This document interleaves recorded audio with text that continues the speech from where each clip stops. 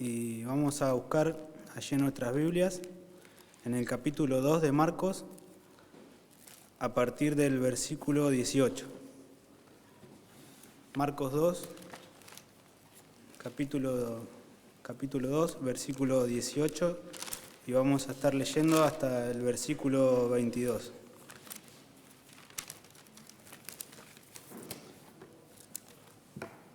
Y dice así la palabra del Señor. Ponemos de pie. Y los discípulos de Juan y los de los fariseos ayunaban. Y vinieron y le dijeron: ¿por qué los discípulos de Juan y los de los fariseos ayunan y tus discípulos no ayunan? Jesús les dijo: ¿acaso pueden los que están de bodas ayunar mientras está con ellos el esposo? Entre tanto que tienen consigo al esposo, no pueden ayunar. Pero vendrán días cuando el esposo les será quitado. Entonces en aquellos días ayunarán. Nadie pone remiendo de paño nuevo en vestido viejo. De otra manera, el mismo remiendo nuevo tira de lo viejo y se hace peor la rotura. Y nadie echa vino nuevo en odres viejos. De otra manera, el vino nuevo rompe los odres y el vino se derrama y los odres se pierden. Pero el vino nuevo en odres nuevos se ha de echar. Oramos. Señor, te damos gracias, Padre Santo, Dios Todopoderoso. Bendecimos tu santo nombre en esta noche y te damos gracias, Señor, por este día y por este tiempo en el que podemos adorarte, Señor, entre semana también. Y te pedimos, te rogamos que nos guíes, Señor, con tu Santo Espíritu para poder entender tu palabra y ser edificados por ella, Señor. Ayúdanos, te ruego, Señor, y ayúdame, Dios mío, en el nombre de Jesucristo. Amén. Puede sentarse, hermano. Bien, continuamos entonces con la exposición del Evangelio de Marcos. Y como veníamos viendo y oyendo anteriormente, ¿no? El libro de Marcos comienza casi veíamos el principio del ministerio de nuestro Señor Jesucristo, ¿no?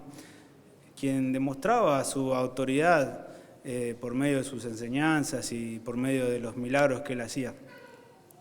Veíamos que sanaba enfermos, expulsaba demonios, vimos que sanó a la suegra de Pedro, a un leproso, incluso a un paralítico, ¿no?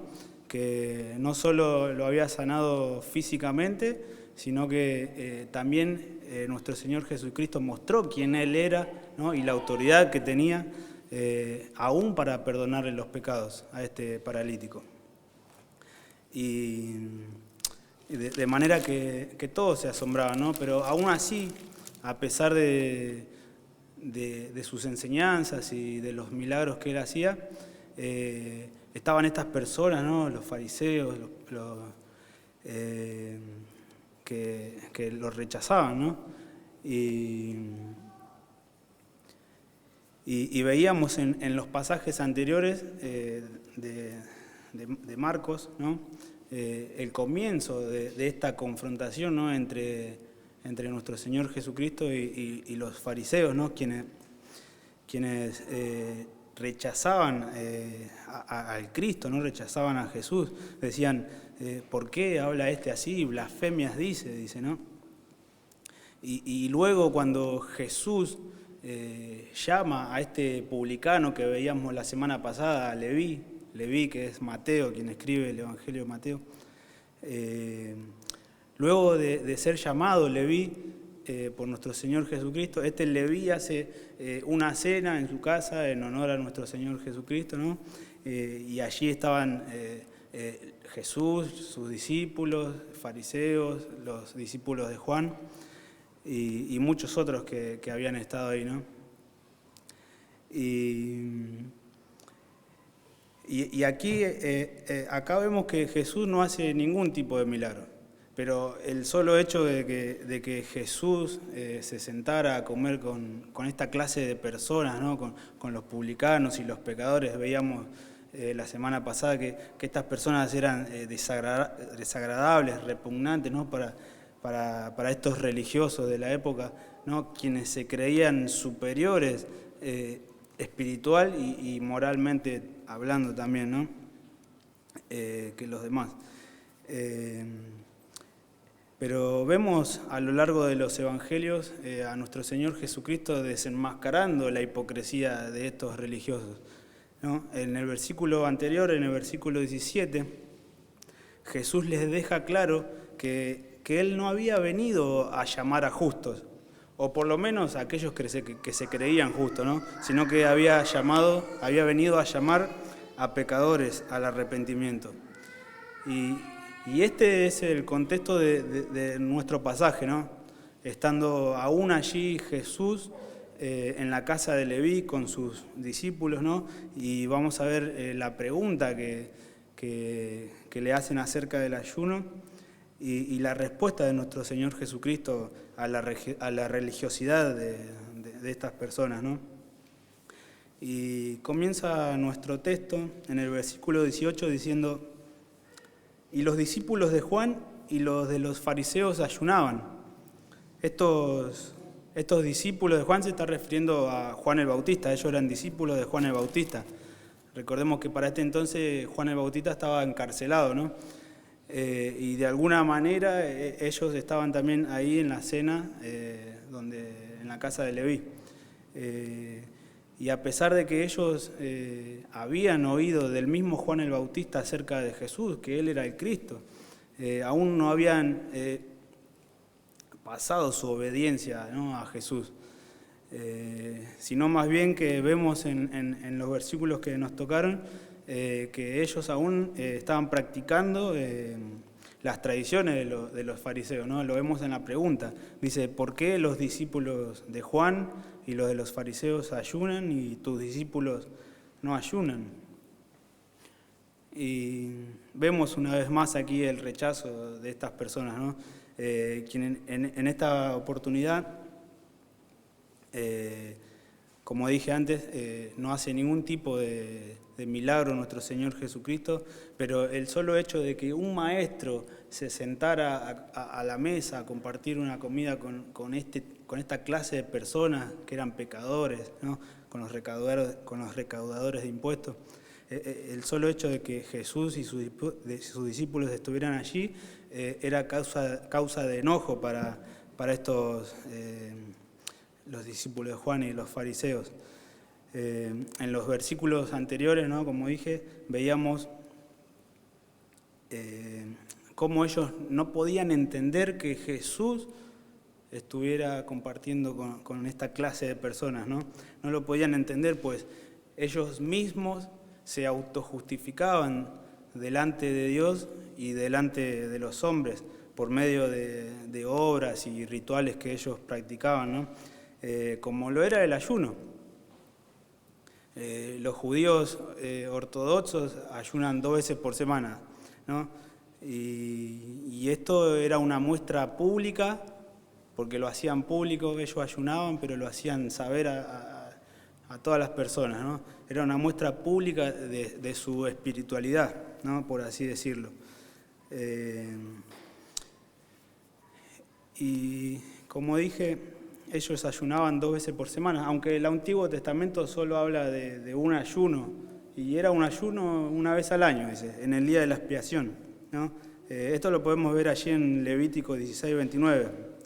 Ellos debían afligir sus almas en este día, que era el día en el que el sacerdote iba a hacer los sacrificios, ¿no? Y como decía anteriormente, ellos se autojustificaban a sí mismos. Pero sabemos, hermanos, que el único que justifica al hombre es Dios, por medio de la obra expiatoria de nuestro Señor Jesucristo allí en la cruz. Y como veíamos también la semana pasada, podemos ver esto de cómo ellos se autojustificaban a sí mismos, ¿no?, en la conocida parábola, ¿no?, del publicano y el fariseo. Y aunque ya lo habíamos leído, quisiera que lo volvamos a leer juntos. En Lucas capítulo 18, versículo 9, acá lo vemos a Jesús hablando, ¿no? Por medio de esta parábola. Y les dice a unos que confiaban en sí mismos como justos, dice, y que menospreciaban a los otros. Les dijo esta parábola, versículo 10. 2 hombres subieron al templo a orar. Uno era fariseo y el otro publicano. El fariseo, puesto en pie, oraba consigo mismo de esta manera: Dios, te doy gracias, porque no soy como los otros hombres, ladrones, injustos, adúlteros, ni aun como este publicano. Ayuno 2 veces a la semana, doy mi diezmo de todo lo que gano. Mas el publicano, estando lejos, no quería ni aun alzar los ojos al cielo, sino que se golpeaba el pecho diciendo: Dios, sé propicio a mí, pecador. Os digo que éste descendió a su casa justificado antes que el otro, porque cualquiera que se enaltece será humillado, y el que se humilla será enaltecido. Aquí esta parábola ilustra perfectamente, ¿no?, cómo una persona carece absolutamente de justicia propia, ¿no? Sabiendo que podemos ser justificados únicamente por gracia, por medio de la fe en Jesucristo, acercándonos a Dios en arrepentimiento, ¿no? Y bueno, debemos tener cuidado, ¿no?, con esto también de creer que por hacer tal o cual cosa merecemos el favor de Dios, de pensar que somos mejores que otras personas por la fe que practicamos, ¿no? Pero con esto, hermanos, no quiero decir que no debemos hacer nada en nuestra vida como creyentes, ¿no? Sabemos que debemos hacer buenas obras, pero también sabemos que las buenas obras no nos salvan, pero sí son evidencia de que hemos sido salvados.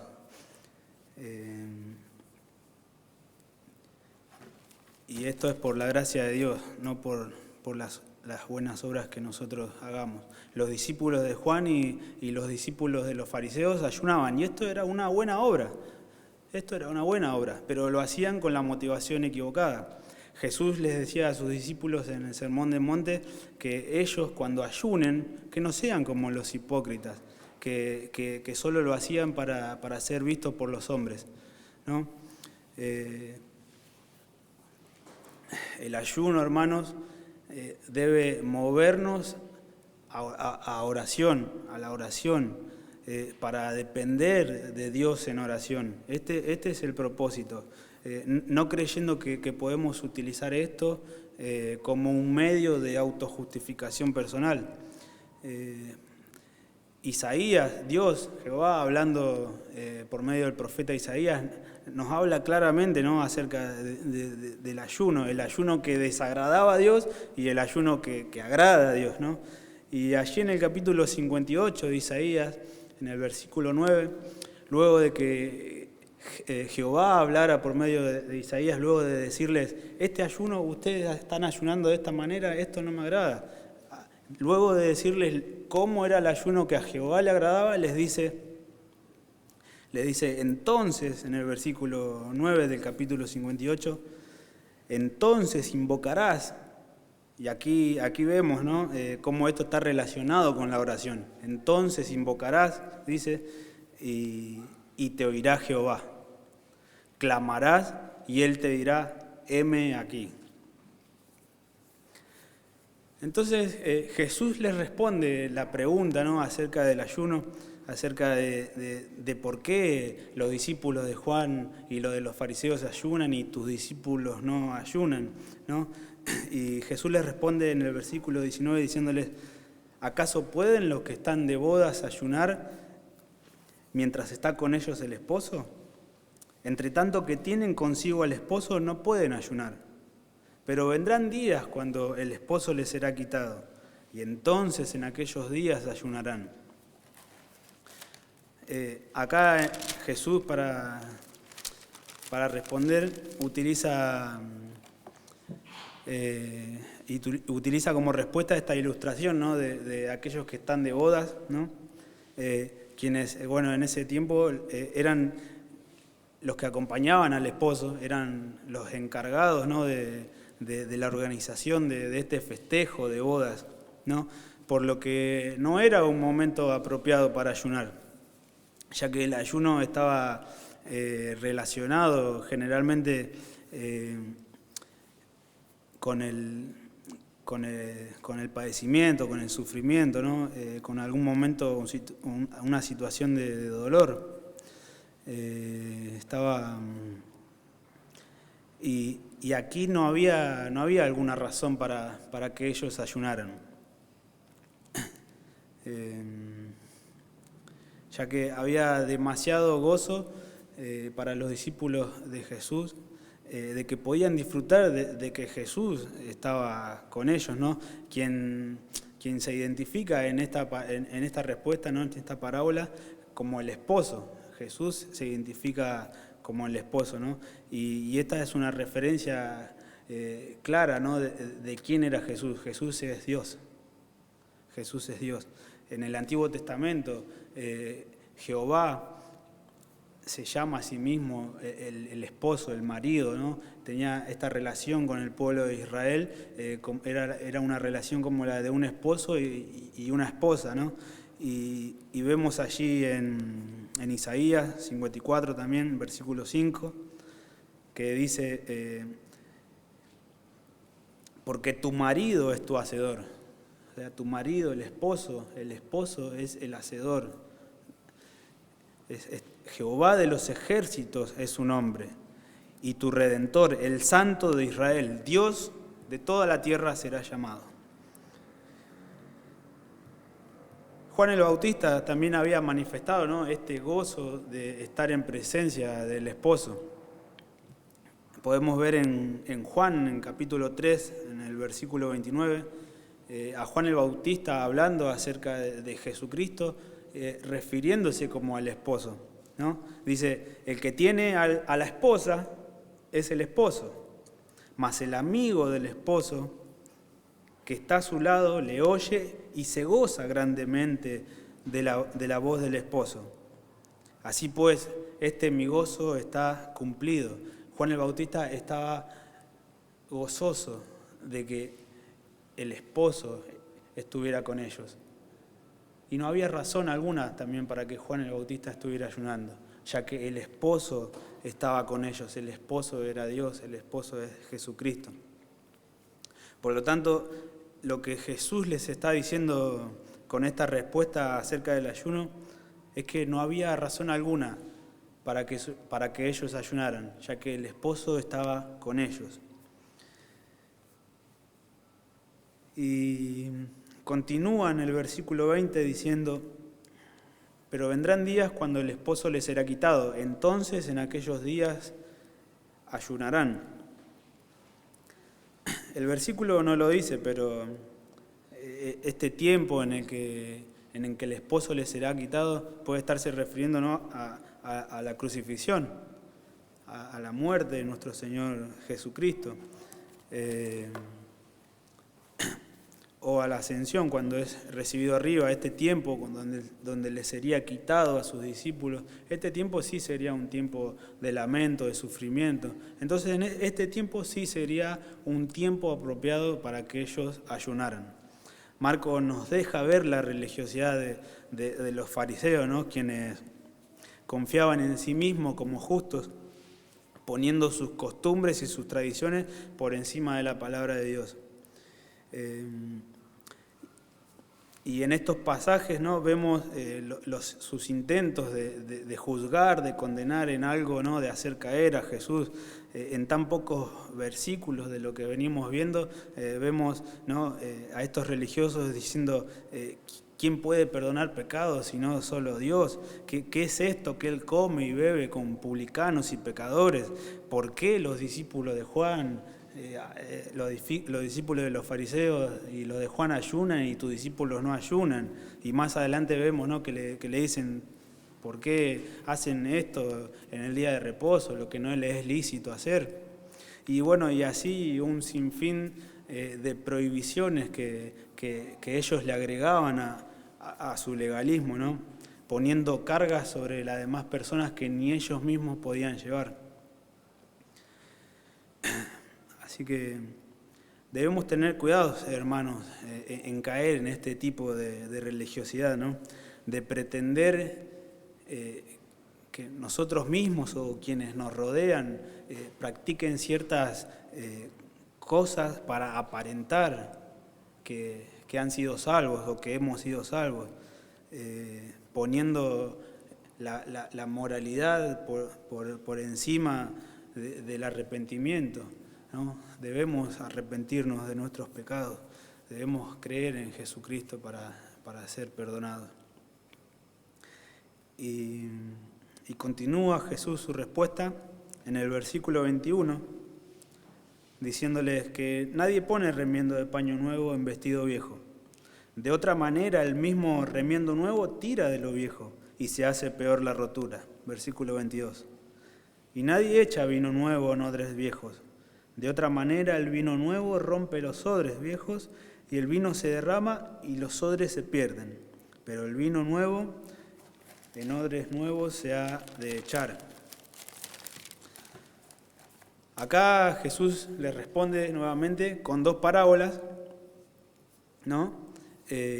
Para ilustrar que lo que él venía a hacer no tenía nada que ver con lo que ellos practicaban, que su evangelio de arrepentimiento y perdón de pecados no podía relacionarse o contenerse dentro de las tradiciones antiguas que ellos practicaban, de su autojustificación externa, ¿no? Y ritualidad. Jesús les dice que nadie pone remiendo de paño nuevo en vestido viejo, porque el paño nuevo tira de lo viejo y se hace peor la rotura. Es como tener una camisa vieja, ¿no? Con un agujero y tratar de remendarla con un parche nuevo, ¿no? La camisa, la tela vieja ya no tiene elasticidad, por lo que al poner el paño viejo enseguida el paño nuevo va a tirar de lo viejo y la rotura va a ser peor. Jesús no vino a remendar el paño viejo del judaísmo con el paño nuevo del Evangelio. Lo que Jesús aquí les está diciendo es que esto viejo no se puede unir con esto nuevo.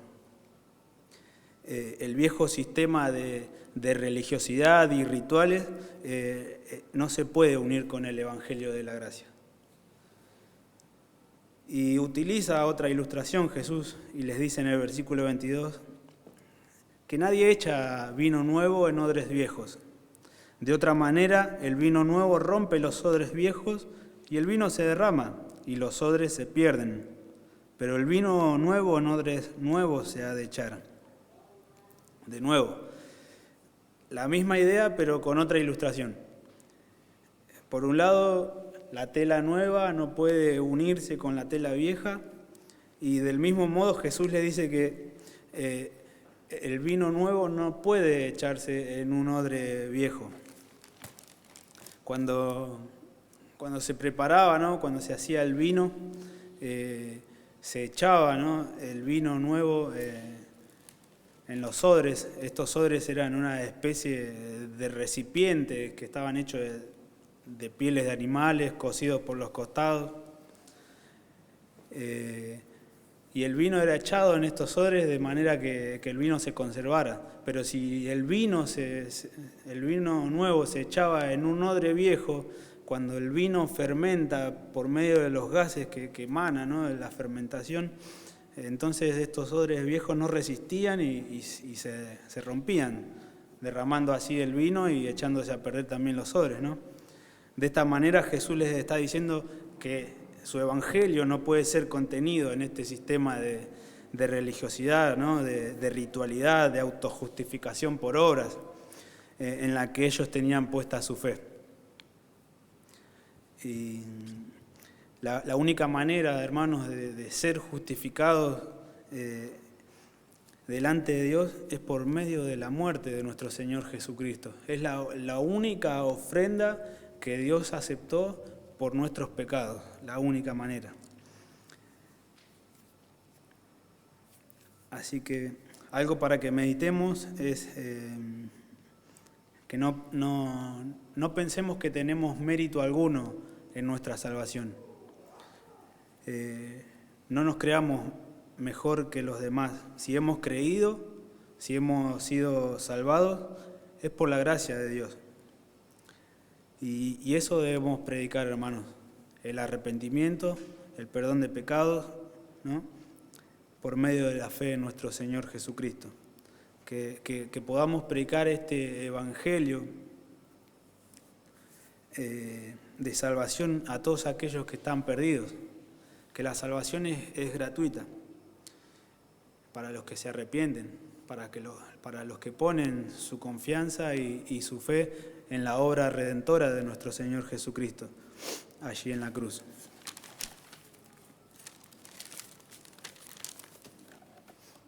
Todo aquel que cree que Jesús es el Señor y que entiende que necesita un Salvador porque